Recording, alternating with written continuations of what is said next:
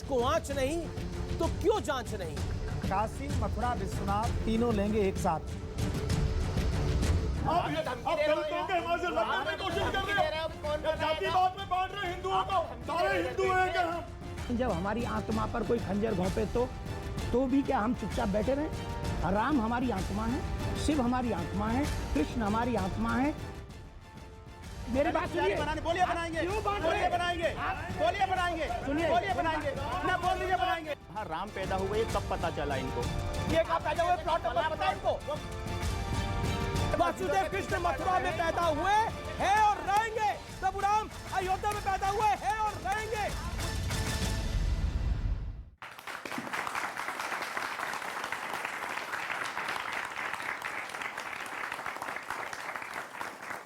नमस्कार व्यूअर्स, मैं हूं अमीश देवगन और आप देख रहे हैं देश का लोकप्रिय डिबेट शो।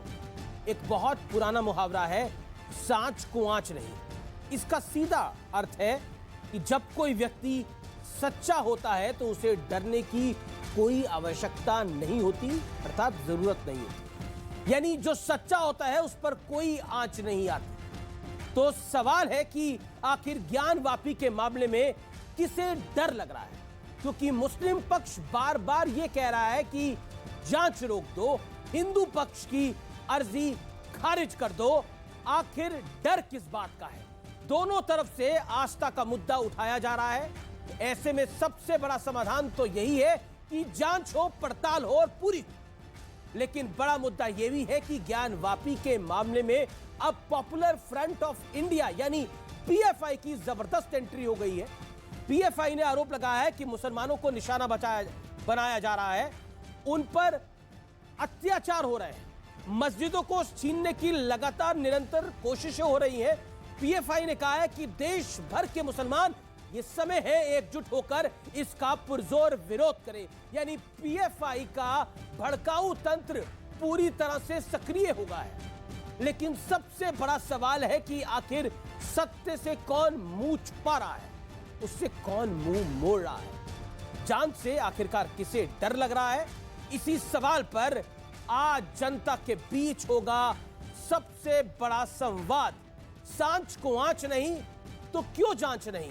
और आज हमारे साथ इस्लाम के जानकार, हिंदू धर्मगुरु, इतिहासकार से लेकर वकीलों का सबसे बड़ा पैनल स्टूडियोज में मौजूद होगा, जिनके साथ आज तमाम ज्ञानवापी विवाद पर सवाल जवाब होंगे। अब तक की सबसे बड़ी चर्चा होगी, क्योंकि आज हम ये पड़ताल करने की कोशिश करेंगे, ये जानने समझने की कोशिश करेंगे कि आखिरकार ज्ञानवापी विवाद में जांच कौन नहीं चाहता और क्यों नहीं चाहता।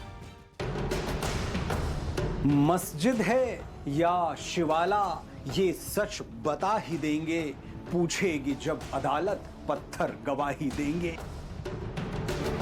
गंगा जमुनी तहजीब, ये वाक्य शायद हर हिंदुस्तानी ने सुना होगा।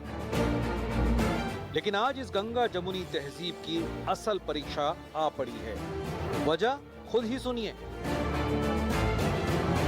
फव्वारे में 63 सेंटीमीटर का जो छेद पाया गया है, जो एडवोकेट कमिश्नर साहब ने भी कहा है, वो छेद इन्हीं लोगों ने किया है। उसके ऊपर एक चक्री टाइप की चीज इन्होंने रखी थी, जो आप सीमेंट का 5 खांचा देख रहे हैं, वो इन्हीं लोगों का किया हुआ है। और जो चक्री है वो इनके स्टोर रूम में है। कुछ दिन पहले की घटना है, वो उस चक्री को ले जा रहे थे, जिसको सीआरपीएफ ने रोक लिया और वो अभी स्टोर रूम में उसकी वीडियोग्राफी, फोटोग्राफी हुई है। ज्ञानवापी के वजू खाने में जो मिला, अगर वो शिवलिंग है तो ये आरोप परेशान करने वाले हैं। दूसरी ओर पुरजोर तरीके से दावा किया जा रहा है कि जिसे शिवलिंग बताया जा रहा है वो दरअसल फव्वारा है। फव्वारा चलते हुए लोगों ने देखा है, तो ये फव्वारा है और फव्वारे को शिवलिंग किसी तरीके का ना, बात समझ में नहीं आती। मुस्लिम पक्ष के दावे पर हिंदू पक्ष गंगा जमुनी तहजीब की मिसाल पेश करने की गुजारिश कर रहा है। वो शिवलिंग है कि फव्वारा है, इसका जांच हो ना। बात तो सही है, शिवलिंग है या फव्वारा, इसका फैसला तो जांच से ही होगा। जिसका दावा सही निकले, ज्ञानवापी उसे भाईचारे के साथ सौंप दी जाए। फिर अदालतों में जांच रोकने की जद्दोजहद क्यों हो रही है? क्यों वर्शिप एक्ट 1991 का हवाला दिया जा रहा है? क्यों नहीं गंगा जमुनी तहजीब का परिचय दिया जा रहा? आज ज्ञानवापी के हर ऐसे ही सवाल पर होगी एक बड़ी और सार्थक चर्चा। सांच को आंच नहीं तो क्यों जांच नहीं? तो अगर सांच को आंच नहीं तो क्यों जांच नहीं? आज सबसे बड़े संवाद के साथ हम यहां मौजूद हैं। आज सबसे बड़ा संवाद होगा।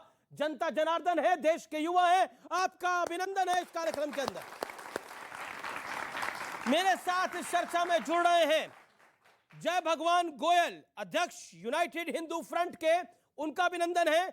मेरे साथ इस चर्चा में जुड़ रहे हैं हिंदू पक्ष के वकील जिन्होंने ये पूरे मामले को कोर्ट तक लेके गए हैं। मेरे साथ मौजूद है विष्णु शंकर जैन साहब, उनका अभिनंदन है। मेरे साथ मौजूद है देवकीनंदन ठाकुर जी, आपका अभिनंदन है।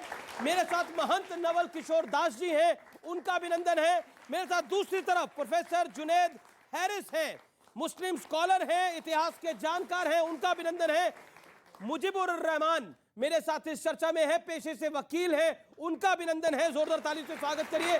मेरे साथ इस चर्चा में नदीमुद्दीन जी हैं, उनका अभिनंदन है, जाने माने मुस्लिम स्कॉलर हैं, आपका भी अभिनंदन है। मेरे साथ शादाब चौहान भी इस चर्चा में जुड़ेंगे। लेकिन मैं इस चर्चा की शुरुआत करता हूं और बड़े सवाल के साथ करता हूं जो आज की चर्चा का विषय है। पहले मैं आप ही के पास आता हूं, हैरिस साहब, प्रोफेसर हैरिस साहब, अगर सांच को आंच नहीं है तो जांच में क्यों बवाल है? जांच तो हमेशा होनी चाहिए, हर चीज की होनी चाहिए, सही और गलत का पता चलना चाहिए। इससे किसको कब प्रॉब्लम रही है? मैं हमेशा सिर्फ एक बात कह रहा हूं, ये मुल्क संविधान से चलेगा, किसी की मर्जी से नहीं। अब जब संविधान की बात है तो संविधान के तो अदालत संविधान होती है कि नहीं होती? मैं तो मना कहाँ कर रहा हूं, मैं मना कहाँ कर रहा हूं, तो मैं तो कह रहा हूं तो फिर क्यों पॉपुलर फ्रंट ऑफ इंडिया कह रहा है? मैं मुजीबुर रहमान के पास आता हूं। एक सेकंड, एक सवाल लेकर। मुजीबुर रहमान, क्यों फिर पॉपुलर फ्रंट ऑफ इंडिया कह रहा है कि देश की सर्वोच्च न्यायालय निराश कर रहा है? मैं क्यों उनको निराशाजनक? एक सेकंड, मैं आपके पास आ रहा हूं, 30 सेकंड। मुजीबुर रहमान जी, इसलिए निराश कर रहा है सर्वोच्च न्यायालय कि जिस प्रोसीडिंग्स को, जो अनलॉफुल प्रोसीडिंग्स हैं, जो वर्शिप एक्ट के तहत जो है बाढ़ हैं, उसको नहीं लिया जा सकता, वो चल रही हैं और जिसकी वजह से देश का माहौल खराब हो रहा है। तो ये जिम्मेदारी, जहां पर ऐसी सरकार चल रही हो जो खुद एक फूट की राजनीति करती है, तो ऐसे में अदालतों की जिम्मेदारी, फूट की राजनीति, किसकी फूट की राजनीति? फूट की राजनीति, नफरत की राजनीति करती है, तो ऐसे में जिम्मेदारी हो जाती है सर्वोच्च न्यायालय की और भी ज्यादा। ये उनका दायित्व है, ड्यूटी बाउंड है वो, कि देश के अंदर सौहार्द को बनाए रखें, इसलिए उनके ऊपर सवाल है। आपको लगता है ये सरकार सौहार्द को बरकरार नहीं रखना चाहती? बिल्कुल भी नहीं, ये तो बुनियादी इसकी नफरत है। क्या कारण है इसके? कपड़ों से पहचानते हैं वो लोग। अच्छा जी, आगे और कोई? आगे क्या, वो बेसिक से शुरू कर रहे हैं, वो कपड़ों से पहचानते हैं, वो मंदिर मस्जिद को डिफरेंशिएट करते हैं, वो लोगों को डिफरेंशिएट करते हैं, तो वो बिरयानी और तो पाव भाजी में डिफरेंशिएट करते हैं। मैं जितना समझ रहा हूं, आप कह रहे हैं कि हिंदू मुसलमान बहुत ज्यादा हो रहा है बिल्कुल इस दौर में। अच्छा, एक बात बताइए, 1947 में हिंदू मुसलमान नहीं हुआ था जब अलग देश मांग लिया था कुछ लोगों ने? तब क्या हुआ था? तब मोदी थे क्या 1947? यही सोच थी, जो आरएसएस की सोच आज आरएसएस के पीछे है, यही सोच थी तब भी। वो सोच, यही ऐसा कौन सोच रहा था तब? ये आरएसएस की सोच है, आरएसएस की सोच है, ये आरएसएस की सोच है, ये ठीक ये है। आरएसएस की विष्णु सोच है। शंकर जैन, ये फूट वाली सरकार है, इसलिए यहां पर सुप्रीम कोर्ट को निराश नहीं करना चाहिए। देखिए, मुझे ऐसा लगता है कि ये लोग सुप्रीम कोर्ट की बात करते हैं, पर जो एक बहुत अच्छी कहावत है हिंदी में, मीठा मीठा गप गप, खट्टा खट्टा बाहर, तो यही यहाँ पे हो रहा है। क्योंकि सुप्रीम कोर्ट ने जो जजमेंट्स दिए हैं काशी विश्वनाथ के केस में, इसको ये पढ़ना ही नहीं चाहते हैं। अमीश जी, आपके चैनल के माध्यम से बहुत अथॉरिटी से और पूरा अध्ययन करने के बाद मैं ये बात कहना चाहता हूँ स्पष्ट रूप से कि मेरी संस्कृति को, मेरे विश्वनाथ मंदिर को, जो वहाँ पे स्थित था प्लॉट नंबर 9130 पे, उसको तोड़ा गया है और स्पष्ट रूप से तोड़ा गया। इसके हिस्टोरिकल रिकॉर्ड्स हैं, जिसकी section 57 of the Indian evidence act में वैल्यू है, जिसकी section 87 of the Indian evidence act में वैल्यू है। दीन मोहम्मद के केस में भी ये प्रूव्ड है कि इसको तोड़ा गया। उसके अगेंस्ट जब दीन मोहम्मद अपील में गए थे 1942 इलाहाबाद में, उसमें भी स्पष्ट रूप से लिखा हुआ है कि तोड़ा गया है। और एक बहुत बड़ी बात बताना चाहता हूँ, अभी मुझे पता है दीन मोहम्मद पे यहाँ पे डिस्कशन होगा और मैं चाहूँगा बाकी लोग इसमें इंटरवीन करें। दीन मोहम्मद के जजमेंट में जो आज अब मस्जिद का आउटर कोर्टयार्ड देख रहे हैं सॉरी, वो हिंदूज के पोजीशन में था। ये कालांतर में ऐसा हुआ जब सरकारें आई और बाबरी मस्जिद का आंदोलन चला, वहां पे बैरिकेडिंग लगा के हमें बाहर फेंक दिया गया। ये दीन मोहम्मद का जजमेंट अधूरा पढ़ते हैं। दीन मोहम्मद के जजमेंट में पहली बात, हिंदूज पार्टी नहीं थे, तो उसकी जो फाइंडिंग्स है वो हम पे बाइंडिंग नहीं है। पर एट द सेम टाइम जो हमारा उस समय पोजीशन रिकॉग्नाइज था उस सो कॉल्ड मस्जिद कॉम्प्लेक्स के अंदर आउटर कोर्टयार्ड में, जहां जो वजू खाना मिला है, वहां पे हम पूजा करते थे, हमें वहां से बाहर फेंक दिया गया। और आज जब हम सवाल उठाते हैं तो यहाँ पे जितने भाई साहब बैठे हैं वो पॉलिटिकल बातें करते हैं। आपको पता है कल मैं कोर्ट की हियरिंग में था, अब वहां पे तो डिस्ट्रिक्ट कोर्ट की हियरिंग लाइव टेलीकास्ट नहीं होती है, इसलिए मेरी जबानी सुन लीजिए क्या हुआ। 41 पैरा की प्लेंट है, एक एक लाइन पढ़ी जा रही है, धीरे धीरे पढ़ी जा रही है, टाइम देखा जा रहा है 3 बजे, आज अब 3 बज गया, अब आज रोक देते हैं। जज साहब कह रहे हैं भाई क्यों रोकेंगे, शुरू करिए, 4 बजे तक का टाइम है, 2 से 4 तक का हियरिंग का टाइम है। फिर कहते हैं 3:30 बजे, फिर सुप्रीम कोर्ट में आपने एप्लीकेशन लगाई कि 7-11 की एप्लीकेशन प्रायोरिटी पे डिसाइड हो। फिर कहते हैं कि हमारे बच्चे की शादी है, इसको अभी 2 दिन के लिए एडजर्न कर दीजिए। फिर कहते हैं जज साहब ने कहा अच्छा ठीक है 30 तारीख को 10:30 बजे रख लेते हैं। 10:30 बजे बहुत सारे काम है, 2 बजे रखिए। प्लानिंग क्या है, प्लानिंग क्या है लटकाने की? प्लानिंग क्या है कि 31 तारीख के बाद सिविल कोर्ट बंद हो जाएगा छुट्टी के लिए, और फिर बोलेंगे हम तो छुट्टी में बहस नहीं कर सकते, अब जुलाई में बहस करेंगे। तो पॉइंट इन इशू ये है कि प्लेंट की एक एक पैरा पढ़ा जाएगा, टू द पॉइंट नहीं आया जाएगा, वहीं पे अपना जितना टाइम पास कर सकते हैं वो टाइम पास किया जाएगा। और क्योंकि डिस्ट्रिक्ट कोर्ट है, सुप्रीम कोर्ट की तरह इसकी रिपोर्टिंग तो होती नहीं है। ठीक है, मुझे बिल्कुल जा रही है और हम बहुत पेशेंस से देख रहे हैं। मौलाना नदीमुद्दीन भी कुछ कहना चाहते हैं। नदीमुद्दीन जी, क्यों हो रहा है ये सब कुछ? क्या आपको लगता है क्यों मुस्लिम पक्ष बार बार कोर्ट्स में जाता है, कहता है कि सर्वे को रोकना चाहिए, कहता है लोअर कोर्ट के फैसले को रोक देना चाहिए, क्यों जाता है? अगर वहां पर कुछ नहीं है, वो मस्जिद थी, है और रहेगी जैसा बोला जाता है, तो फिर सांच को आंच नहीं होनी चाहिए, तथ्य आएंगे? या फिर आपको लगता है कि मंदिर की गवाही पत्थर दे देंगे? नहीं, देखिए, इसी झगड़े को ख़त्म करने के लिए 91 का वर्शिप एक्ट आया कि हिंदू और मुसलमान के झगड़े को देश में हमेशा के लिए ख़त्म कर दिया जाए। मगर अफसोस की बात है, ख़त्म होने के बजाय और ज़्यादा झगड़े शुरू हो गए। अभी दीन मोहम्मद के केस में बता रहे थे, मैं ही कहता हूँ 1937 में इलाहाबाद हाई कोर्ट ने उसी केस में मस्जिद को नक्शे के साथ उसका साइड अलग बता दिया। ये नहीं बता रहे। नहीं, सुनिए, नहीं, मैं इंटरप्ट नहीं हुआ सर, प्लीज़ आपकी बारी आए तो आप बोलिए, मेरी बात सुनिए। एक बात, अहिल्याबाई होलकर 1520, मैं इतिहास का स्टूडेंट हूँ, आज इतिहास पर अच्छी जानकारी देता हूँ। 1527 में वो पैदा हुई। उन्होंने सबसे ज़्यादा मंदिर का निर्माण किया है। जब वो काशी विश्वनाथ मंदिर का विस्तार किया तो उन्होंने मंदिर और मस्जिद का अलग अलग रास्ता बता दिया। क्या अहिल्याबाई होलकर से बड़े हिंदू हैं? जब उन्होंने प्रश्न नहीं उठाया। एक बात, बड़ा छोटा हिंदू की बात नहीं है, तथ्यों की बात। ठीक, तथ्यों की बात सर जी, आपको मौका दे रहा हूं। नहीं, माफ़ी चाहता हूँ, मेरी बात अगर आपको चुभी तो गलत लगी। मैं कहता हूँ औरंगजेब कोर्ट था, औरंगजेब ने मंदिरें तोड़ी थी, सब ठीक था, ठीक।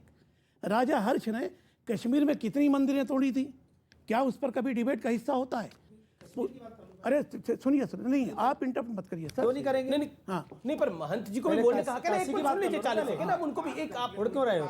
नहीं, बिल्कुल, पर वो लंबा बोल रहे हैं, वहीं रहो, कंप्लीट कर लीजिए 20 सेकंड के अंदर, फिर महंत नवल किशोर दास कर लेंगे। ठीक है। मैं कहता हूँ कि औरंगजेब अगर मंदिर तोड़ करके मस्जिद बनाएगा तो शिवलिंग कैसे छोड़ देगा?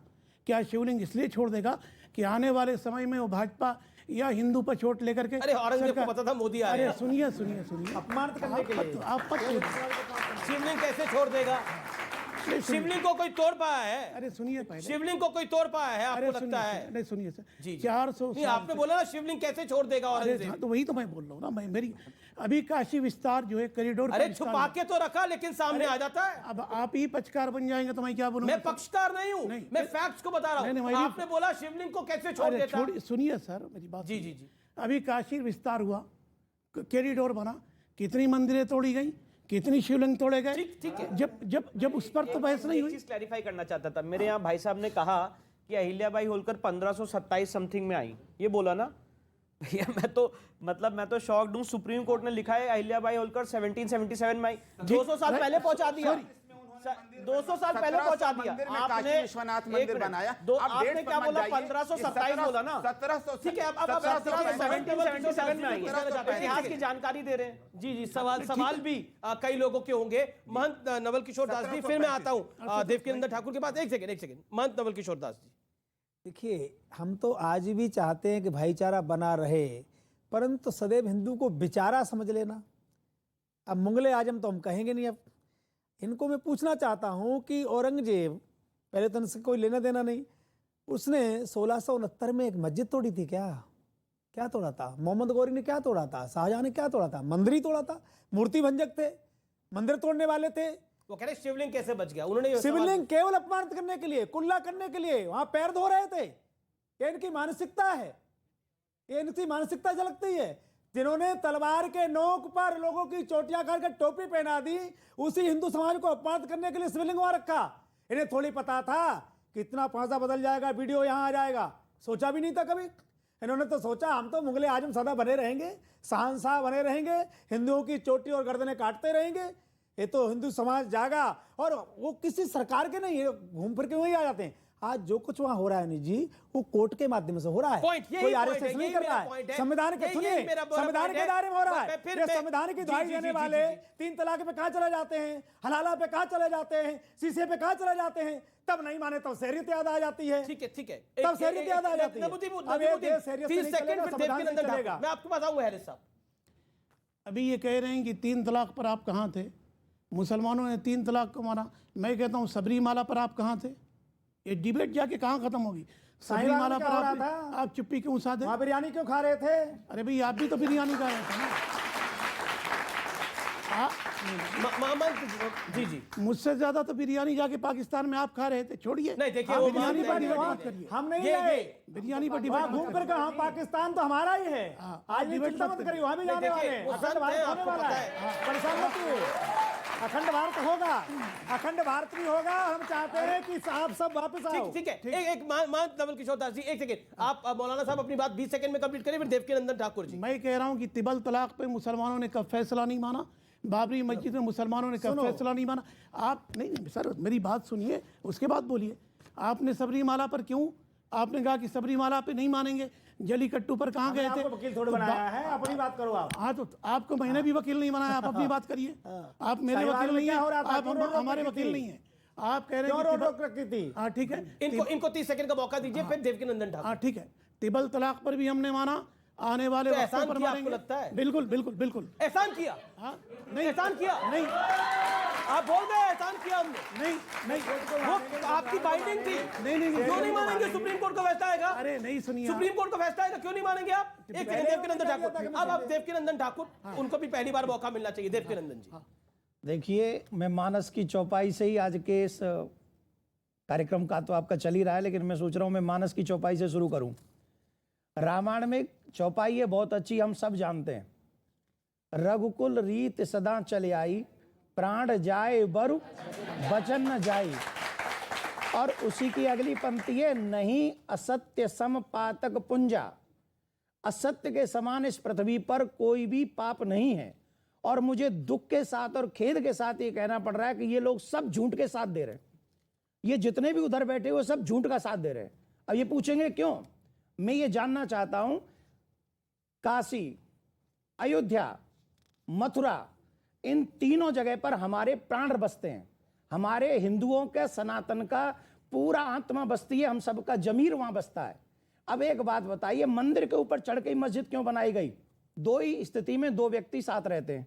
या तो इतना प्रेम हो पति पत्नी की तरह कि हम लोग साथ ही रहेंगे, एक ही रूम में रहेंगे, एक ही बेड पे रहेंगे, हम लोग अलग नहीं हो सकते। I can't live without you, भाई हम आपके बिना नहीं रह सकते। पहली बात, इतना प्यार तो इनके साथ हमारा कभी था ही नहीं। कोई लव अफेयर चल नहीं रहा था औरंगजेब के साथ, नहीं, औरंगजेब के साथ हमारा कोई लव अफेयर था क्या? नहीं था ना। उसने आके जबरदस्ती हम लोगों को नीचा दिखाने के लिए, हम लोगों को और हमारी आत्मा को झकझोरने के लिए उन्होंने काशी तोड़ा, मथुरा तोड़ा, अयोध्या तोड़ा। अब ये उस औरंगजेब का साथ देने के लिए उनके वकील बनकर यहां बैठे हुए हैं। अगर भाईचारा, महाराज जी कह रहे थे भाईचारा, नहीं जी, अब हम कोई भाई नहीं, हम कोई अब चारा भी बनने वाले नहीं है। अब हम चारा नहीं बनेंगे, अब हम हक की लड़ाई लड़ेंगे। हम लोग यहां रहकर बहुसंख्यक है ना, बहुसंख्यक होके भी हम अपना क्या रहे, कोर्ट का रास्ता। पाकिस्तान में बहुसंख्यक लोग कोर्ट का रास्ता नहीं अपनाते, पाकिस्तान में लोग कहीं और का रास्ता अपनाते हैं, जबरदस्ती छीन के ले जाते हैं। पर देखिए, हमारा तो लोकतंत्र है, तो लोकतंत्र में सरकार की भी जिम्मेदारी बनती है। ये इनका कहना है क्योंकि मोदी है, योगी है, इसलिए आप लोग चौड़े हो रहे हो। जब औरंगजेब था तब भी मोदी था क्या? उस समय तो किसी ने नहीं कहा कि औरंगजेब ने हमारे साथ बुरा किया। शिवलिंग तो छोड़ दिया, शिवलिंग छोड़ दिया तो अब तुम छोड़ दो, बचा हुआ। सिंपल सी बात है। ठीक है।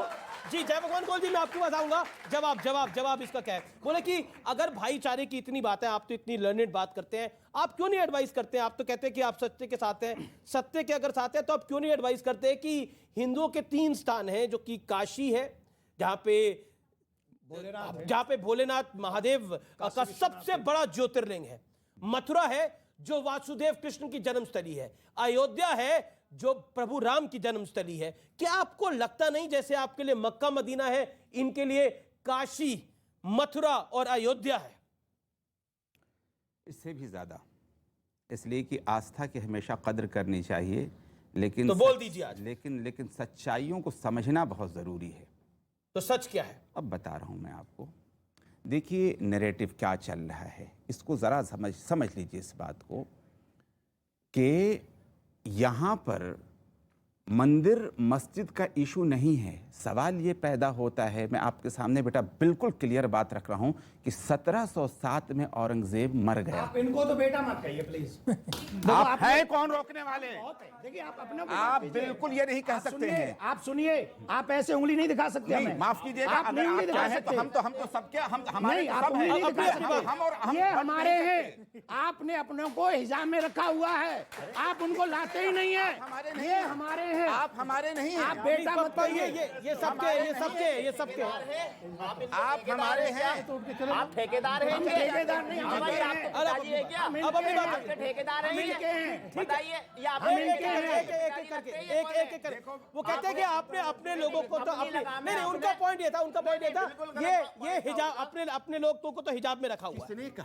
किसने कहा हिजाब में रखा हुआ है? सवाल ये पैदा होता है कि हमारे बच्चे, कोई हिजाब में भी रह सकता है, कोई बगैर हिजाब में भी रह सकता है, दोनों हमारे बच्चे हैं, इसमें क्या परेशानी? आप अपनी बात को रखिए। देखिए अपनी बहन बेटियों को तो आप अपनी मस्जिदों में जाने नहीं देते। किसने कहा नहीं जाने देते? अपनी बहन बेटियों को मस्जिद में जाने नहीं देते, उनको नापाक कहते हो, जाने से रोक रहे हो, नापाक गेट के कहते हो, दरवाजे बंद कर रहे हो, हमारी उनके बच्चियों लिए। को अपना बना रहे हो। गेट के दरवाजे बंद कर रहे हो स्कूल जाने आप से। क्यों नहीं जाने देते आप बच्चों को जाने अपने देना फैलाओ? चाहते हैं। एक दरवाजे बंद कर रहे ये हैं आप। प्रोफेसर साहब जवाब देंगे। हलाला करवाते हो।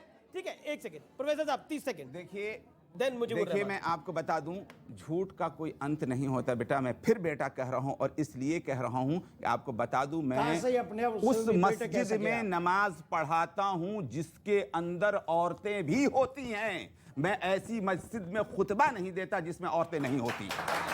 जी अब ठीक है, एक सेकंड, आप कुछ कह रहे हो, लेकिन वो कहते हैं कि इतिहास के साक्ष्य आपके साथ नहीं है। मैं आ रहा हूं, आपने अपनी बात को रखा। इतिहास के साक्ष्य आपके साथ नहीं है। महंत और देवकीनंदन जी, मैं आपके पास आ रहा हूं 30 सेकंड के अंदर।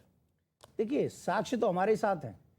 काशी त्रिशूल से बाबा भोलेनाथ ने बनाई, उसे आनंद वन कहते हैं। आनंद वन उसका नाम है जहां पर बाबा भोलेनाथ मां पार्वती के साथ प्यार करते हो। मैं फिर इनसे कहना चाहूंगा, अगर ये नवाज अदा, अगर ये कुरान पढ़ाते हैं तो कुरान के माध्यम से ईमानदारी से बताएं। कहीं काशी में कुरान का जिक्र हो, कहीं अयोध्या का जिक्र हो, कहीं मथुरा का जिक्र हो, तो ये हमसे कहें ना, भाईचारा हम निभाएंगे। लेकिन जब काशी और मथुरा की बात आएगी तो कुरान की तो बात नहीं आएगी। हमारे गीता में है, हमारे भागवत में है, हमारे स्कंद पुराण में है। आप कहो तो स्कंद पुराण के, मैं आपको काशी खंड में 37, 38, 39 में श्लोक में है। आप इनको कहिए कि वो स्कंद पुराण पढ़े और उसको पढ़ के प्रमाण मान के काशी का विश्वास। ठीक है, एक जय भगवान गोयल कुछ कहना चाहते हैं। जय भगवान गोयल, एक तरफ एक पॉइंट आता है, मैं आपको मौका दूंगा, मुजीबुर रहमान के पास आऊंगा। एक तरफ एक पॉइंट आता है कि बिल्कुल आपको मैं मौका दूंगा। दूसरी तरफ से ये कहा जाता है कि जबरदस्ती नहीं, जबरदस्ती आप कैसे कर सकते हैं? देखिए, हिंदुस्तान में कोई जबरदस्ती नहीं कर रहा। हम जबरदस्ती भी कर सकते हैं, इतनी हमारी ताकत है, मगर हम संविधान को मानने वाले हैं, हम लोकतंत्र को मानने वाले हैं, हम नियम को मानने वाले हैं। इसलिए हम अपने राम जन्मभूमि के लिए भी कोर्ट में गए, ज्ञान बापे के लिए कोर्ट में गए, मथुरा के लिए कोर्ट में गए। हर जगह पर हम कोर्ट में जाकर के अपने साक्ष्य दे रहे हैं। मुजीबुर रहमान, मैं आपसे जानना चाहता हूं, ज्ञानवापी मस्जिद मतलब ज्ञान का कुंड मस्जिद, ये मतलब बहुत एक अबनॉर्मल नाम है। आपको नहीं लगता कैसे हो सकता है ये नाम एक ऐसे इबादत गाह का जो मुसलमानों के साथ है? एक लेट हिम आंसर। इसका असल नाम है आलमगीरी मस्जिद। तो फिर ज्ञानवापी क्यों बुलाते हैं? क्योंकि वो मोहल्ले का नाम ज्ञानवापी था, तो अच्छा। जमाने से उसको फिर ज्ञानवापी मस्जिद का नाम उसका पड़ा, लेकिन आप उसकी तारीख देखेंगे तो उसका आलमगीरी मस्जिद के नाम से उसका जिक्र मिलेगा। और ऐसा क्या इत्तेफाक है कि भगवान राम का मंदिर जहां है वहां भी मस्जिद हो गई, वासुदेव कृष्ण जहां जन्मे वहां भी मस्जिद हो गई, महादेव का जो सबसे बड़ा ज्योतिर्लिंग है वहां भी मस्जिद हो गई? ऐसा इत्तेफाक आपको लगता है ये इत्तेफाक है या औरंगजेब ने क्रूरता करी? आप बात में इस बात को नहीं, वहां राम पैदा हुए ये कब पता चला इनको?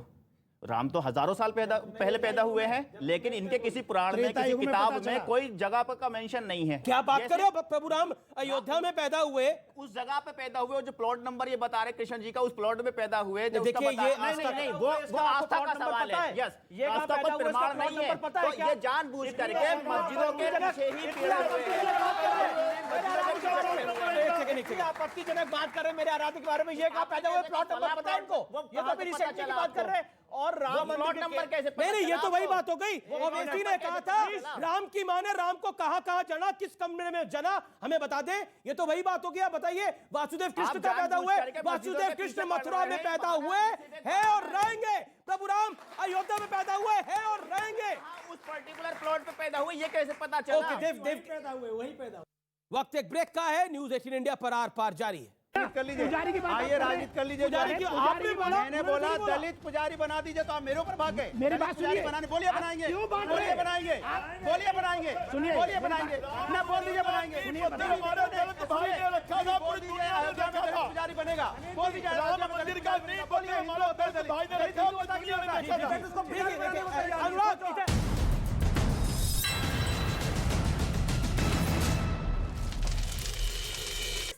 भूल रहे हैं कि जिस औरंगजेब का जिक्र आज हो रहा है, उसी औरंगजेब ने हमारे नालंदा विश्वविद्यालय को जलाकर राख कर दिया। वो खंडर इस बात की गवाही है कि हमारी संस्कृति को किस प्रकार इस देश के मुगल ने, मुसलमानों ने नष्ट करने की कोशिश करी है। और इसीलिए यहाँ ज्ञानवापी मंदिर में हमारे शिवलिंग को रखा गया, ताकि आप लोग वहाँ वजू कर सके और हमारे आराध्य, हमारा धर्म, हमारे संस्कृति सबका अपमान हो। ज्ञान कहाँ से मिला, यही पूछ रहा हूँ मैं, सोर्स पूछ रहा हूँ। अपने पॉइंट रख रहे हैं आपसे है। अब आपकी आस्था है, एक और सवाल, आपकी आस्था है या कोई बुक से आपने लिया? नहीं, ये भैया प्लॉट पे मानते हैं ना, भैया मेरे प्लॉट पे आप आपके लिए चीज की, वो कह रहे हैं जमीन का टुकड़ा है, वो कहते हैं जमीन, एक सेकंड, वो कहते हैं जमीन का टुकड़ा है तो प्रूफ लाओ। देखिए, वो जमीन का टुकड़ा, इन लोगों की वही वाली बात आ जाती है। मैं आपको एक छोटी सी 1 सेकंड की कहानी सुना रहा हूं, जरा सुनना सभी लोग, एक बड़े ध्यान से सुनना, सभी के काम आएगी। एक बच्चा किसी के घर में गया और वहां से मोबाइल चुरा लाया। पापा को पता चल गया, वो जिसका मोबाइल चोरी हो वो गया कि बोले भाई साहब आपका बच्चा हमारे मोबाइल को चुरा लाया। बोले हाँ चुरा लाया। बोले तो दे दीजिए। बोले दूंगा नहीं। 10 सेम कंडीशन, इनसे पूछो औरंगजेब ने, बाबर ने हमारे यहाँ आकर मंदिर तोड़े कि नहीं? बोले हाँ तोड़े। तो ठीक है, वो गलती सुधारो, अब वो जगह हमें दे दो। बोले नहीं देंगे नहीं। और क्या होगा? और पता है क्या होगा? क्या बोलते, क्या आएगी? ये क्या बोलो, एक और है ना हैदराबाद से, क्या आएगी? कयामत तक वो मस्जिद रहेगी। क्यों भाई, कौन हो तुम? कयामत तक भारत में मस्जिद रहेगी, वो भी जहां हमारे शिव जी हैं। हम तो कहते भगवान करे कयामत हो और तू आए जी, भगवान करे कयामत हो और तू आए। हमें शिव जी का मंदिर लेना है कोर्ट के रास्ते से, हमें मथुरा लेना है कोर्ट के रास्ते से। भाईचारा इनके हाथ में है, प्यार से कहें आपका है, पूजा कीजिए। अगर प्यार से नहीं करेंगे तो कोर्ट का रास्ता कोई नहीं रोक सकता। संविधान अधिकार देता है मुझे, संविधान अधिकार देता है। संविधान की जो बात होती है, संविधान एक प्रोसीजर होता है और वही अधिकार देता है। नदीमुद्दीन जी मैं आपके पास आऊंगा, लेकिन सवाल पॉइंट क्या है? मेरा आपसे सवाल है कि हमारी रामायण में और महाभारत में सब जगह लिखा है कि कृष्ण जी मथुरा में हुए थे और श्री राम हमारे अयोध्या में पैदा हुए थे, तो आप इस बात से इनकार क्यों करते हैं? अगर आपकी कुरान में लिखा है कि आपके अल्लाह या फिर आपकी मस्जिद वहां बनी हुई थी, तो आप दिखाइए। आप डरते? ओके, नदीमुद्दीन जी से सवाल है, नदीमुद्दीन जी। देखिए, अतीत का तुलना वर्तमान से करने की ज़रूरत नहीं है। अभी वो बच्ची एक सवाल कर रही थी, मैं कहता हूँ कि बोध गया और बोध बिहार किसने मिटाया था? पुष्यमित्रा के बारे में कभी आपने पढ़ा है? अशोका के बारे में आपने पढ़ा है? मौर्य शासन के बारे में पढ़ा है? ये भारत का इतिहास मुगलों से शुरू नहीं होता है। एक सुनिए नहीं सर, कोर्ट जाए ना, मैं भी कहता हूँ उसके लिए भी कोर्ट जाए। इनको बौद्धों से इतना प्यार है तो उसके लिए भी कोर्ट जाए, लड़ाई लड़े। ठीक है, आप कोर्ट का रास्ता अपनाइए, वो तो कह ही रहे हैं, ये भी कोर्ट का रास्ता ही तो अपना रहे हैं, ये कौन सा छीन रहे हैं? ठीक है, नदीमुद्दीन जी बोलिए, नदीमुद्दीन जी को बोले दीजिए। तालिबानियों ने अफगानिस्तान में भगवान बुद्ध की मूर्तियां तोपों से उड़ाई थी, याद है आपको? ठीक, वो तो सबने देखा था। नदीमुद्दीन जी को मौका मिलना चाहिए अपनी बात को रखने का। कब जाना है अफगानिस्तान? सुनिए, जब आप चलो मैं तो आगे जाऊंगा। जी, एक सेकंड, नदीमुद्दीन पीछे से भाग जाओगे, पीछे से भाग जाओगे। अरे आप चले तो जाएंगे मुजीबुर रहमान, भेजना फिर मोदी सरकार को ही पड़ेगा हवाई जहाज, टायर पे कोई लटक के आएगा, कोई कैसे आएगा? बोलिए, उनकी तबीयत खराब हो रही है नदीमुद्दीन जी, बोलिए। देश के सुनिए, पानी पी लीजिए आप। नहीं, देश के मुसलमानों को मैं बात कर ले रहा हूँ। नहीं, उनका आप पानी पी लीजिए, आपको अगर कुछ लग रहा है तो। नहीं, मुझे पानी की जरूरत नहीं। देश के मुसलमानों को औरंगजेब और बाबर से जोड़ने की जरूरत नहीं है। आप खुद जुड़ रहे हो। नहीं, सुनिए एक बात, हमको रसखान से जोड़िए, हमको जायसी से जोड़िए, हमको अमीर खुसरो से जोड़िए, हमको अगर जोड़ना ही है तो रसखान से जोड़िए। औरंगजेब और अमीर खुसरो को फॉलो क्या करते हैं? सुनिए, मैं कहता हूं कि मुगल लुटेरे थे, लूटने आए थे भारत को, राइट? लूट करके कहां ले गए? मैं कह रहा हूं कि जलियांवाला बाग में जो तांडव हुआ, क्या उसकी सजा ईसाइयों की दी जाएगी? क्या उसकी सजा यहाँ के क्रिश्चियनों को दी जाएगी? अरे जो मुगलों ने किया उसकी सजा यहाँ के मुसलमानों को देंगे? सुधारी जा सकती है। आप देंगे? इंग्लैंड में जाकर के आप देंगे उसकी सजा? अरे आप क्या बात कर रहे हैं? जनरल डायर को घर में जाकर इतिहास को इतिहास रहने दो। क्या बात कर रहे हो? अरे इतिहास को इतिहास रहने दो। ठीक है, कुछ और सवाल हाथ ज्यादा खड़े होने चाहिए। जी, एक सवाल आ रहे। गंगा जमुनी तहजीब की बात होती है तो सारे सबूत जब सामने आ चुके हैं, ब्रह्म कलम, शिवलिंग और स्वास्तिक, तो क्यों नहीं मुसलमान पक्ष हमारे ज्ञानवापी को हमें सौंप देता है? सवाल प्रोफेसर साहब सेवा। देखिए बेटा, मैं फिर कह रहा हूँ, इस बात को हमें हिस्ट्री को समझना चाहिए कि अभी अशोका का जिक्र आया था। अशोका के पोते बृहद्रथ का कत्ल हुआ, किसने किया? पुष्यमित्रा ने किया। और आज अभी मैं आपको वीडियो दे दूंगा, भले मीडिया में वो बात बहुत खुल करके नहीं आ रही है, उनका दावा है कि 84,000 विहार तोड़े गए और तोड़े जाने के बाद डिफरेंट मंदिरों में लगाए गए, बड़ी बड़ी मंदिरों पर। अभी आप इस टॉपिक की बात करिए ना, बुद्ध उसकी लड़ाई लड़ेंगे अगर आपको लगता है ऐसी बात है तो। सुनिए, ये तो लड़ाई लड़ रहे हैं अपनी ना। एक बात बता दूं आपको, अगर मुझे मुस्लिम बना करके यहाँ पे बात मुस्लिम नहीं, आपको तो पॉइंट बना के पूछ रहा हूं। संविधान और हमारे आप कह रहे हो बुद्ध उसकी लड़ाई लड़ेंगे अगर ऐसा होगा तो। आपको लगता है दबा रहता है? सच हुआ अभी तक? की बात करो, दलाई लामा को तो शरण भारत ने दी, दलाई लामा को तो शरण भारत ने दी, जामा मस्जिद की बात जिसको कम्युनिस्ट मानना चाहते थे चाइना में। हमारा इतिहास, जो मस्जिद को तोड़ के सोमनाथ मंदिर बना रखी है, मस्जिद थी। मैं डंके की चोट पे कहना चाहता हूँ कि 47 से पहले हिंदुस्तान में जितनी मस्जिदें हैं सबका सर्वे करवा लो, सबके जगह भोले बाबा मिलेंगे, सबका मानते तो सबके नीचे भोले बाबा मिलेंगे। ठीक है, जब भोले बाबा मिल गए वो हमारी, और जहाँ सब मिल गए वो इनकी। सोमनाथ में मस्जिद, प्लेस ऑफ वर्शिप एक्ट में लिखना चाहिए, लिखा है कि what is there should be there, okay? पर ये एक्ट बनाया किसने? हमने, पार्लियामेंट ने। पर क्या आस्था से बड़ा पार्लियामेंट है? पर आस्था से बड़ा कानून है? ये सवाल है। मैं बता रहा हूँ आस्था क्या चीज है। आस्था किसे कहते हैं सुन लीजिए। नहीं, एक सेकंड, आस्था की डेफिनेशन नहीं चाहिए। एक सेकंड, अनुराग भदौरिया भी मेरे से जुड़ गए हैं।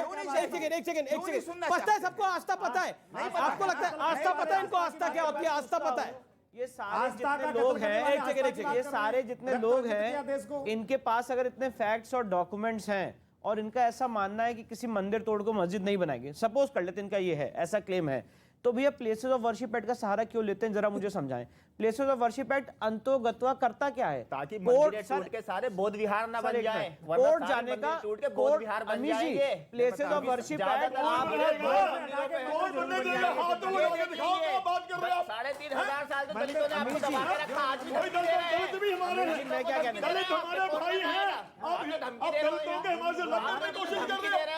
जातिवाद में बांट रहे हिंदुओं को, सारे हिंदू हैं क्या? हम चाहे दलित हैं तो स्वर्ण है, सारे एक हैं। ये मैं आपको बता रहा हूँ, ये यहाँ पर ये कानून की बात कर रहे हैं। मैं छोटी सी मिसाल दे रहा हूँ। मैं कहता हूँ इस मुल्क के अंदर कानून चलेगा और संविधान चलेगा। यहाँ पर मुस्लिम राष्ट्र और इस्लामिक लॉ नहीं लागू किया जा सकता। हिंदू राष्ट्र की बात ये करने वाले बैठा हुआ है, कैसे बैठ सकते हैं? बनेगा ही बनेगा। संविधान है, वर्ल्ड के अंदर 54 कंट्री होगा, 54। क्यों हिंदू राष्ट्र होगा? क्यों आपको चाहिए हिंदू राष्ट्र होगा? युवाओं के वर्ल्ड के आज 54 कंट्री धीरे धीरे धीरे मुस्लिम कंट्री बन चुके हैं। पाकिस्तान इस्लामिक कंट्री बन चुका है। हिंदुस्तान पाकिस्तान के समय में इनको पाकिस्तान दे चुके हैं। ये 100 करोड़ हिंदुओं का देश है। ये हिंदू राष्ट्र ही होगा। हिंदू राष्ट्र। अनुराग एक सेकंड देखिए, आप बीच में ना बोले। एक सेकंड। सवाल ये है कि क्या आप हिंदुस्तान को पाकिस्तान से कंपेयर कर रहे हैं? क्या हिंदुस्तान को अफगानिस्तान और तालिबान से कंपेयर कर देंगे?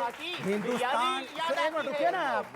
हिंदुस्तान की खासियत तो यही है, यही तो हिंदुस्तान की खासियत। तभी तो विश्व हमसे डरता है कि हिंदू, मुस्लिम, सिख, ईसाई सभी मिलकर यहाँ भाइयों की तरह रहते हैं। लेकिन आप उसके अंदर में नफरत की आग बोलना चाहते हैं। एक मिनट, मैंने आपको बोला, एक सेकंड, मैंने आपको बोला हमारे उपनिषद में क्या लिखा है? सर्वे भवन्तु सुखिनः सर्वे भ्रांतन् पश्यन्तु। अरे पढ़ रहे हैं वो। हाँ पढ़ ही रहा हूँ भाई, अपना उपनिषद है, कोई बुराई तो नहीं है। बिल्कुल, तो क्या हुआ? फिर उपनिषद में साफ साफ लिखा है हम सबका ख्याल रखते हैं। सबका ख्याल नहीं सुनो एक मिनट पूरा, नहीं लंबा नहीं। हमारा हिंदू कभी घृणा नहीं सिखाता है, लेकिन भारतीय जनता पार्टी नफरत का कोई बात नहीं करती, इसलिए हिंदू को सपोर्ट नहीं करती है। ये नफरत, भारतीय जनता पार्टी नफरत की बात करती है। ठीक। ये नफरत मतलब अगर कोर्ट में मंदिर की लड़ाई लड़ी जा रही है तो वो नफरत बांटना है, वो नफरत बांटना है। यही पॉइंट बोलो। महंत जी कुछ कहना चाह रहे हैं। एक सेकंड। महंत जी देखिए, वो कह रहे कोर्ट से अगर आप लड़ाई लड़ रहे हैं मंदिर की तो वो नफरत बांटना है। यही तो है। अच्छा, ये कौन सा खुद लड़ रहे हैं जाकर बंदूकें लेकर? ये तो कोर्ट में जा रहे हैं लड़ने के लिए। देखिए अनुराग महंत जी को तो बोलने दीजिए। अनुराग महंत को तो बोलने दीजिए। देश का संविधान न्यायपालिका का हम लोग सम्मान ऑडियो डाउन है अनुराग आपका। महंत जी बोलिए आप। देखो, अनुराग परेशान हो रहे हैं, स्वाभाविक है। अनुराग उधर ही है, उनका लगाव उधर ही है। आखिर गौरी श्रृंगार का पूजा किसने बंद कराई? श्रृंगार गौरी की पूजा किसने कराई? गौरी श्रृंगार हमारी जो माँ है, श्रृंगार गौरी की पूजा बंद इन्होंने नहीं कराई। अयोध्या में गोली इन्होंने बरसाई। तीसरा, कोर्ट की जहां तक बात है, सुनिए, मुझे उनकी बात अच्छी लगी जो कोर्ट पहन करके कोर्ट की बात कर रहे हैं। सुन लो पहले, सुन लो। अरे लेट आए, सुन लो पहले, पानी पी लो तो आराम कर लो। आप धरना दे दीजिए, आराम कर लो। आप धरना दे दीजिए, चालू कराइए। कहाँ आपने बोला? अरे धरना देना तुम्हारा काम, हमारा काम नहीं है। हम धरना नहीं देंगे, हम धरना नहीं देते। हम कोर्ट के साक्ष्य पर लेकर के कानून के आधार पर अयोध्या बना रहे हैं, काशी भी बनाएंगे, मथुरा भी बनाएंगे, साक्ष्य के आधार पर, कोर्ट के आधार पर। इन्हें डर इसलिए लग रहा है क्योंकि योगी जी को जब इस बार दोबारा सरकार बनानी थी तो एक गाना चला जिसमें कहा कि अयोध्या बना दी है, काशी भी बनाएंगे, अब मथुरा भी सजाएंगे। सुनिए, एक बात सुन ली, मेरी एक बात अच्छी लगी उनकी, जो टोपी लगाए बैठे, क्या नाम उनका? नदीमुद्दीन। उन्होंने कहा कि भाई प्राचीन में जो हुआ उन आताताई मुगलों से हमें जोड़ना ठीक नहीं। इस बात से मैं स्वीकार करता हूं कि इनके पूर्वज हिंदुस्तानी थे, वो उनके पूर्वज नहीं है। मैं खाली ये बात करता हूं कि आप जब जानते हो कि औरंगजेब से या मोहम्मद गौरी से आपका कोई लेना देना नहीं, फिर गजनी से कोई लेना देना नहीं, फिर तो आपको कहना चाहिए। देखिए, ऐसे बीच में बोलेंगे तो मैं डिबेट नहीं कर पाऊंगा। एक इस तरफ एक उस तरफ ना रहा हूं। तो इनको कहना चाहिए था कि भाई गलती उन्होंने की, हमारी तो कोई गलती नहीं है। आप आओ, शिवालय की पूजा करो, हम आपके साथ हैं। तो मैं समझता भाईचारा है। ठीक है, अब सबके माइक ऑफ कर दीजिए, मैं माइक लेके जाऊंगा, सबके माइक ऑफ रहेंगे। सर्वे भवन्तु सुखिनः सर्वे सन्तु निरामया सर्वे भद्राणि पश्यन्तु मा कश्चित् दुःख भाग भवेत्। इसका मतलब यह है कि सब सुखी रहें। लेकिन जब हमारी आत्मा पर कोई खंजर घोंपे तो भी क्या हम चुपचाप बैठे रहें? राम हमारी आत्मा है, शिव हमारी आत्मा है, कृष्ण हमारी आत्मा है। इसके लिए भाईचारे की बात है तो भाईचारा निभाएंगे। ये कहें कि ये तीनों जगह हम करते हैं खाली, और अगर ये नहीं चाहेंगे तो हम कोर्ट के माध्यम से 3 बातें होती हैं, देना, लेना और छीनना। दे ये सकते नहीं, छीनने की हमारी आदत नहीं, तो हम लेने के लिए चले गए कोर्ट में। अब कोर्ट का फैसला ये भी माने और हम भी माने, वो तो एक संविधान का तरीका है ना।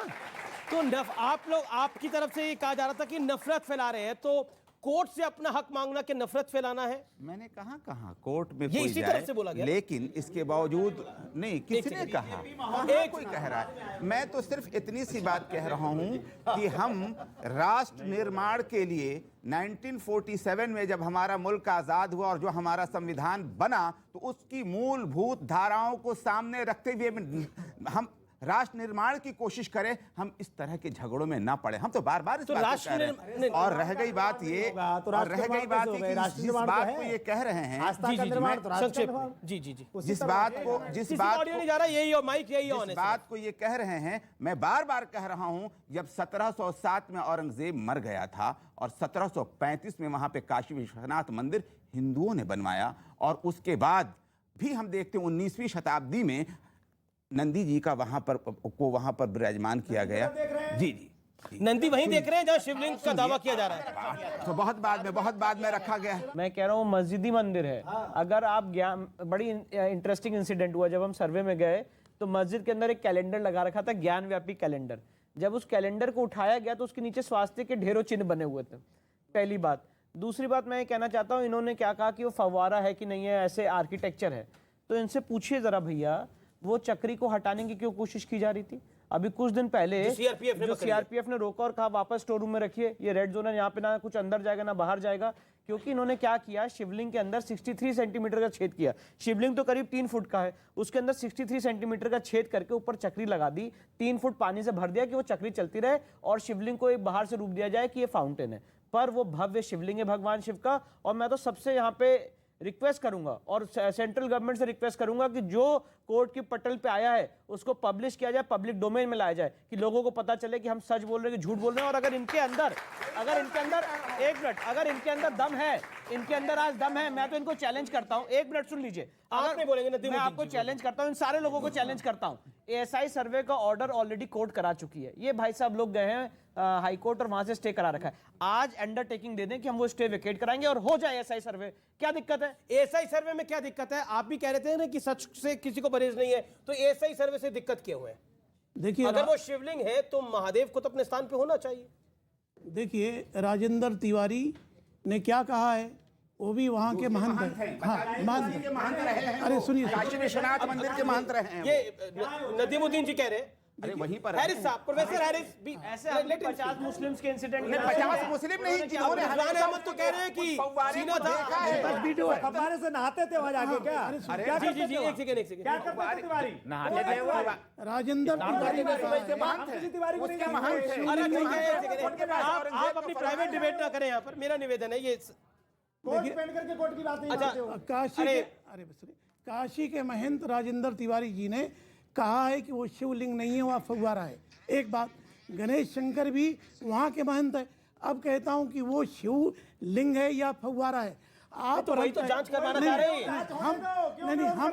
हम आप तय नहीं करेंगे, कोर्ट को तय करना। कोर्ट ही तय कर रहा है, तो कोर्ट ही तय कर रहा है। ठीक है, विरोध कौन कर रहा है? आपके पास सवाल आपका सवाल क्या है? मैं आपके पास भी आता हूँ। सर, विरोध कौन कर रहा था? सबसे बड़ा प्रॉब्लम क्या है? जो चीज एग्जिस्ट करती है उसे उसकी एग्जिस्टेंस माननी नहीं है। राम एग्जिस्ट करते थे, उनकी भूमि एग्जिस्ट करती थी, उस चीज की एग्जिस्टेंस माननी नहीं है। और मतलब उस पे उल्टा सवाल कर देना। और जो चीज एग्जिस्ट नहीं करती, बाबर अकबर ये बाहर के देशों से आए हुए 2 कौड़ी का आदमी हमारे देश को तहस नहस करने की बात करते हैं, उसकी एग्जिस्टेंस माननी है, उसकी एग्जिस्टेंस माननी है। उसके बाद ये इन्होंने कहा कि हिंदू जो है वो 4 वर्गों में बांटे गए हैं। इसका कारण आपको पता है, भगवत गीता का एक श्लोक है, चातुवर्णं मया सृष्टं गुण कर्म विभागशः। गुण और कर्म चारों वर्गों का, अगर मेरे काम शूद्र वाले हैं तो मैं ब्राह्मण नहीं कहलाऊंगा। अगर मैं असलियत में ब्राह्मण हूं, पैदा ब्राह्मण हूं और काम शूद्र वाले हैं तो मैं शूद्र हूं। और अगर आपके कर्म ब्राह्मण वाले और आप शूद्र हैं तो आप ब्राह्मण माने जाएंगे। जी क्या कहना चाहते हैं? देखिए, ये ऐसे नौजवान, क्या नाम है आपका? सुने, नीतीश ठाकुर। देखो युवाओं, सीखो, ये है भारत का भविष्य, जो मॉडर्न एजुकेशन के साथ साथ अपनी आध्यात्मिक एजुकेशन को, वो भी गीता को, वो भी सबसे पुरातन ग्रंथ के ज्ञान को साथ में लेके चलता है। ये लोग जो बांटते हैं ना कि ये उपवर्ग है, ये छोटे लोग हैं, ये बड़े लोग हैं, ये है गीता का ज्ञान, इसको कहते हैं वर्ण व्यवस्था। और फिर कहूंगा सुन ले, सुनिए। अरे आप भी तो इसी से आते हैं। एक मिनट सुनिए ना, सुनिए। नहीं अब छेड़ दिया है, अब सुनना पड़ेगा। अब सुनो, अब मेरी बात सुनो, सुनिए। नहीं परेशान नहीं, दो महात्मा बैठे हैं, छेड़ दिया है आपने। अरे मौलाना, अरे हाथ जोड़ हम आपको भी पुजारी बनवा सकते हैं, बनने को आप तैयार तो हो? आप बनो, हम आपको पुजारी बनाते हैं, आप बनाइए। चोटी रखाओ, टोपी उतारो, चोटी। एक सेकंड। नहीं मेरी बात सुनिए, करवा दीजिए। सुनिए।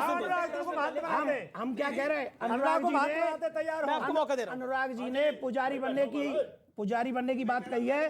अनुराग जी पार्टी छोड़े, हम आज ही इनको पुजारी बनाएंगे, अभी बनाएंगे, अभी। पार्टी छोड़ो, पुजारी बनो, पार्टी छोड़ो, तैयार हो पुजारी बनने के लिए। अनुराग जी चलिए, आइए। अरे आइए ना, अरे पुजारी बनिए, पुजारी बना रहे। मैंने उनसे ठीक है, पुजारी बनना चाहिए ना। मैंने देवकीनंदन ठाकुर जी ने अभी अरे रुकिए, अभी आ जाइए, ले जाइए। अरे यहीं इस्तीफा करिए, अभी आ जाइए, इस्तीफा करिए सर, आइए। हाँ चलो। मैं तो ये कहाँ छेड़ दिया आपने? बोलने दो ना। मैंने तो प्रभु आपको बोला, आपको तो मैंने बोला नहीं आप आइए राजनीति ज्वाइन कर लीजिए। अरे मैं कह रहा हूँ आप बनिए ना, कर लीजिए, पुजारी की बात आइए राजनीति कर लीजिए। मैंने बोला दलित पुजारी बना दीजिए, तो आप मेरे ऊपर भाग गए। मेरी बात सुनिए, बनाने बोलिए बनाएंगे, क्यों बात बोलिए रहे? बनाएंगे, बोलिए बनाएंगे, सुनिए, बोलिए बनाएंगे ना, बोल दीजिए बनाएंगे। पुजारी बनेगा, बोल दीजिए राम मंदिर का नहीं बोलिए, हमारा दलित भाई ने रखा, अनुराग इधर आ जाइए, अनुराग इधर आ जाइए। हमारे, मैंने कहा साधु की कोई जाति नहीं, फिर भी जो जन्म से कहीं न कहीं दलित थे, 45 महामंडलेश्वर हैं, कान खोल के सुनिए, 45। सर बनवा दीजिए, हमारे साथ बोल रहा हूँ, ऐसी बात कर रहे हैं, ऐसी बात कर रहे हैं। अनुराग जी, ऐसी बात कर रहे हैं, क्या बात उठा रहे हैं? अयोध्या में सबरी के बेर। अरे भैया एक मिनट सुनो। मेरा सवाल यहाँ पे बैठे सभी से, आप सभी से, कि हमारे देश की स्थिति क्या इतनी बिगड़ गई है कि हम आज भी शिक्षा, रोजगार जैसी बातों के मुद्दे को हटाकर हम आज भी हिंदू और मुस्लिम की बातें कर रहे हैं। ये सिर्फ और सिर्फ एजेंडा है। हर 15-20 दिन बाद आप लोग ऐसी ही डिबेट लेकर आते हैं जिसमें हिंदू और मुस्लिम की बात होती है और जनता को भटकाया जाता है। अब रोजगार पे बात करेंगे, एक सेकंड। अनुराग रोजगार पे बात कर रहे हैं, बेरोजगारी पे बात कर रहे हैं। एक सेकंड, सारा कुछ आपको सबका भाव बता देता हूँ। और देखिए अनुराग, देखिए रकस क्रिएट करना मकसद नहीं है। एक सेकंड, देखिए मेरा निवेदन है, रकस क्रिएट नहीं करना, हमें चर्चा करनी है, क्योंकि रोजगार और बेरोजगारी की बात हुई। तो मैं कहना चाहता हूं इस देश के अंदर रोजगार और बेरोजगारी का मुद्दा कितना पुराना है, इसका एक छोटा सा एग्जांपल दे देता हूं मैं। रोटी और कपड़ा मकान एक पिक्चर आई थी आज से 40 साल पहले, एक फिल्म आई थी। एक सेकेंड, अनुराग शांति, ऑडियो डाउन है आपका। और दूसरी फिल्म एक आई थी मेरे अपने, जिसमें आपने बड़ा फेमस डायलॉग है, शत्रुघ्न सिन्हा होते थे और वो विनोद खन्ना के घर जाते हैं, उनकी माँ को बोलते हैं कि जाइए बता देना छेनू आया था। बड़ी पुरानी पिक्चर है, वो बेरोजगारी पे थी। तो महंगाई और बेरोजगारी इस देश में उतनी पुरानी समस्या है जितना देश है पुराना, इसमें कोई दो राय नहीं है। लेकिन हर दौर में बात होती है, हर दौर में बात होगी। और आपने जो बोला, आपने बहुत अच्छा सवाल पूछा, और मैं ये कहना चाहता हूं, हाँ इस देश के अंदर हिंदू और मुसलमान हो रहा है, इस देश के अंदर हो रहा है, आपने जैसा बोला हो रहा है। लेकिन 1947 के अंदर किसने हिंदू मुसलमान किया था जब देश का बंटवारा हुआ था? 1990 में जब कश्मीरी हिंदुओं को उनके घर से निकाला गया था, मस्जिद से आह्वान हुआ था, तो किसने हिंदू मुसलमान किया था? और तो और मुजफ्फरनगर दंगे हुए थे आपके कार्यकाल में, किसने हिंदू मुसलमान किया था? भागलपुर दंगे हुए थे, किसने हिंदू मुसलमान किया था? गोधरा में ट्रेन चलाई गई थी, किसने हिंदू मुसलमान किया था? पॉइंट। मैं इस बच्ची के प्रश्न का उत्तर बड़ी शालीनता से, बड़ी ईमानदारी से देना चाहता हूं, क्योंकि मुझे जाना भी है सिर्फ 10 सेकंड में। बेटा ये मुद्दा है ज्ञानवापी का। हम लोग हैं धर्माचार्य, और हम धर्म की बात नहीं करेंगे तो कौन करेगा? अगर हम तुम्हें धर्म की बात नहीं, सुनो, मैं पूरा जवाब दूंगा। अगर हम धर्म की बात नहीं करेंगे तो कौन करेंगे? सिर्फ क्या कहते हैं, जानवरों की तरह हम जिंदगी नहीं जी सकते जब तक अपने आराध्य की पूजा नहीं करेंगे और आध्यात्मिक डेवलपमेंट नहीं होगा। सिर्फ डीजल पेट्रोल पे, नींबू पे चर्चा करते रहेंगे और हमारे आराध्य का मंदिर टूटा पड़ा रहे, उसकी बेअदबी होती रहे और हम डीजल पेट्रोल और ब्रिज बनाते रहे, ऐसा नहीं हो सकता। जय भगवान प्रभु।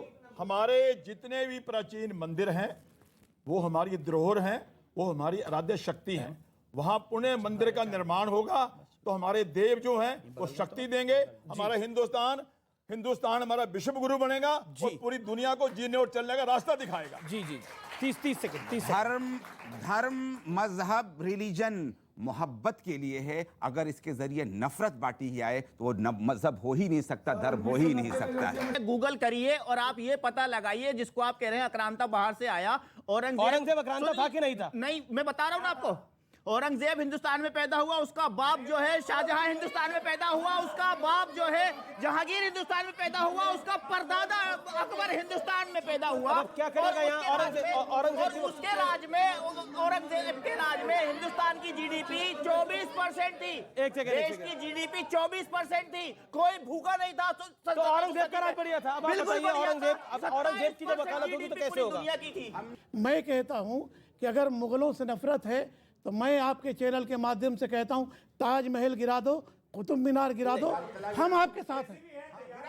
गिरा दो, हम आपके साथ हैं। गिरा दो। देखिए ये सब कुछ सुनिए, अरे स्वामी जी सुन लीजिए, देश संविधान और न्यायपालिका से चलेगा। भारतीय जनता पार्टी कितना भी मुद्दा घुमा ले, असली अब संविधान और न्यायपालिका दे, असली मुद्दा है महंगाई, बेरोजगारी, जिससे आपका ध्यान भटका रही है, युवाओं को रोजगार नहीं दे रही है। उनका ध्यान भटकाने के लिए ये सब रचते हैं कहानी। इनको कुछ करना नहीं है, ये इसको जिंदा रखेंगे क्योंकि उनको वोट चाहिए और कुछ नहीं। जी मैं एक सेकंड देवकीनंदन जी और फिर आप। क्या है, हमने कहा था कि हम काशी, मथुरा, विश्वनाथ तीनों लेंगे एक साथ, परंतु कोर्ट के आधार पर, संविधान के आधार पर। जो कोर्ट निर्णय करेगा हम उसको मानेंगे, साक्ष्य के आधार पर। ठीक अक्षर से देवकीनंदन जी लास्ट वर्ड। जी देखिए, पहले भी क्या है, सीधी सी बात है, बातों को घुमाना नहीं चाहिए। मौलवी जी की बात हमको बहुत अच्छी लगी कि संविधान की बात मानेंगे और कोर्ट की बात भी वो मानेंगे। हम भी भाईचारे के साथ रहना चाहते, पर अकेले चारा बनकर बिल्कुल भी नहीं रहना चाहते। हम भाई हैं तो भाई का अधिकार नहीं, भाई हैं हम, बड़े भाई हैं, तो हमें हमारी आस्था का भी ध्यान इन लोग रखें और ये काशी, मथुरा और इनको देना पड़ेगा। अगर पार्लियामेंट का ही कानून मानना है और इनका अगर ये इंटरप्रिटेशन है कि हम कोर्ट भी नहीं जा सकते हैं अपने हकों की लड़ाई लड़ने के लिए, तो फिर उसके बाद इस देश के राजनेता जो डिसाइड करेंगे उसको मानेंगे क्या? सीए का माना इन्होंने, फिलहाल इस चर्चा में इतना ही। फिलहाल इस चर्चा में इतना ही। लेकिन देवकीनंदन ठाकुर जी माइक मत उतारिए, ये कह रही है पब्लिक, कुछ सुनाना तो पड़ेगा मुझे कुछ। हाँ बिल्कुल, ऐसे नहीं जा सकते। अच्छा, सारे जहां से अच्छा हिंदुस्तान हमारा, सारे जहां से अच्छा, यही है हमारा, सारे जहां से अच्छा हिंदुस्तान हमारा, काशी, मथुरा। ओके, चलिए बहुत बहुत शुक्रिया इस चर्चा में आपने देखा इस कार्यक्रम को। नमस्कार।